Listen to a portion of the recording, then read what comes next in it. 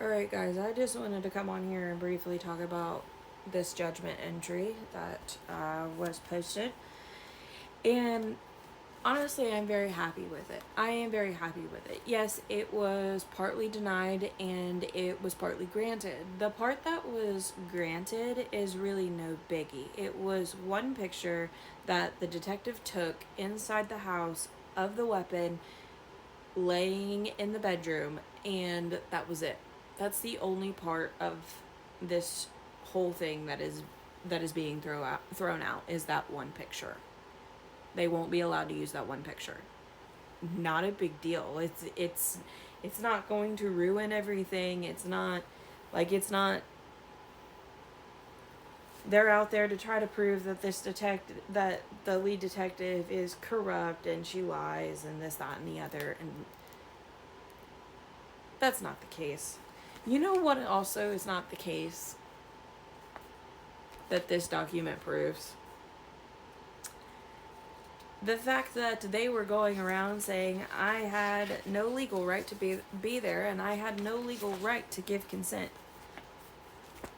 According to evidence, actual evidence, that is wrong.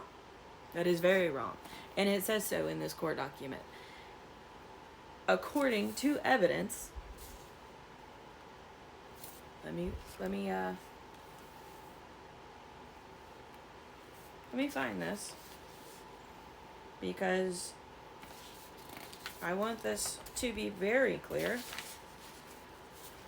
So right here at the bottom of the consent portion of this document, it says, in this matter, several factors indicate that Bloomfield had actual authority to consent to the search of property.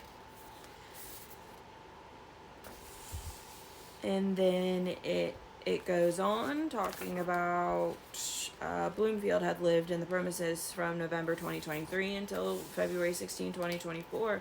This was approximately 1 month after defendant moved into the premises. Defendant contacted his landlord prior to Bloomfield moving in to get approval for Bloomfield and her children to move into the residence. Bloomfield went to the residence the evening of February 16, 2024, following the domestic dispute to retrieve work clothes and medications, but otherwise, at the time of consent, Bloomfield had all of her personal property in the residence. During this time, Bloomfield paid rent 3 of the 4 months she resided in the premises and also paid utilities during this time. During this time, Bloomfield moved her children, not the children of defendant, into the residence. On February 17, 2024, all of the clothing, furniture, and personal items of Bloomfield's children remained in the home. Defendant relies on the fact that following the domestic dispute on February 16, 2024, defendant returned to the residence and changed the locks to the doors. In reviewing this evidence, this court finds that Bloomfield had actual authority to consent to the search of the residence. Defendant's argument would put Bloomfield in the position of a guest to the residence. However, the actions of defendant show that she was much more than a guest. In getting his landlord's approval for her and her children to move into the residence, allowing her to make most rent and utility payments, allowing her to move her and her children's furniture and clothing, and giving Bloomfield unfettered access and use of the residence, making her a co-occupant and co-tenant in his leasehold use of the premises. Defendant could not unilaterally deny her access to the residence under these circumstances, where she has a lawful right to enter. Even if Bloomfield did not have actual authority to consent to this search, this court must still evaluate if the officers reasonably believe that Bloomfield had shared authority as an occupant. Bloomfield told deputies that the residence was hers. Although Bloomfield told 911 dispatch she had been locked out of the residence, no evidence was offered that this was relayed to Detective Conkle prior to the signing of the consent and search of the residence.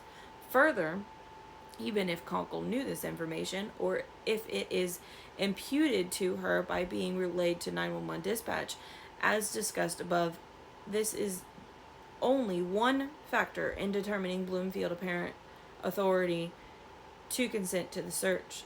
This court finds that upon the evidence available to the deputies, a reasonable person would believe that Bloomfield had authority over the property and a co-occupant. The evidence proves that I had authority and I was a co-occupant in the residence. So then it talks about entry prior to consent, tainted consent. And it says defendant also challenges the consent signed in this matter. Defendant argues that after the initial deputies conducted a protective sweep of the residence, ensuring no others were within, Detective Conkle arrived, entered the residence, went to the location of the firearm, and then exited the residence to obtain a consent from Bloomfield. It gives some, legal matter, cases that go in suit. It follow in suit with this. It says in this matter, deputies first on the scene requested defendant to exit the residence and secured him in a sheriff's cruiser. And then it talks about upon learning others may be in the house, deputies entered the house to ensure no one else was present. Upon doing this, deputies saw a firearm sitting on the bed. Deputies did not examine or seize the firearm, but instead exited the residence and secured the house. Body camera footage shows that thereafter, Detective Conkle arrived, entered the residence, perhaps photographed the gun with her cell phone, and then exited the residence and obtained the consent from Bloomfield. The defense does not challenge the initial protective sweep of the residence, but rather the entry by Conkle, which the defense argues taints and invalidates the consent of Bloomfield. It goes on, gives some more legal analysis and, other cases following suit of this.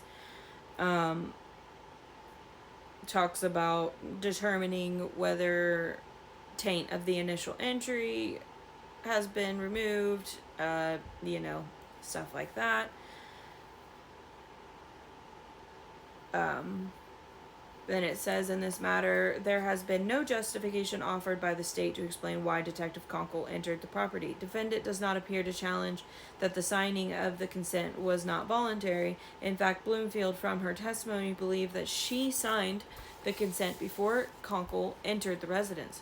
Furthermore, from the testimony offered, Bloomfield was more than willing to sign consent to search the home for evidence concerning the purported shooting of her father by her estranged boyfriend. This court finds that the consent by Bloomfield was voluntary. Because it was. I volunteered to sign consent so that they could go in and search. And then it talks about concerning possible taint by Conkle's actions. The body cam footage clearly shows her enter the house, go directly to the gun on the bed, perhaps take a photograph, and then leave the residence. And talks about the deputy seeing the weapon earlier when they did their protective sweep. There has been no evidence offered that Conkle observed any other evidence than what had already been seen by deputies during the protective sweep. Further, Conkle exited the residence and then discussed consent with Bloomfield. This court finds that under these particular circumstances, there was no taint of the consent by Conkle's actions. So my consent for them to search the house was not tainted. And I will gladly post the whole judgment entry for anybody to read, or you can go on to the Scioto County Common Pleas Court website and see it for yourself. But this is a win. This is a win. No doubt is a win. I am happy with that completely, because it puts so many stories and lies to rest that other people have been telling, and it's all proven by evidence. All proven by evidence. So said by the judge and by the court in this document. I am very happy with that judgment.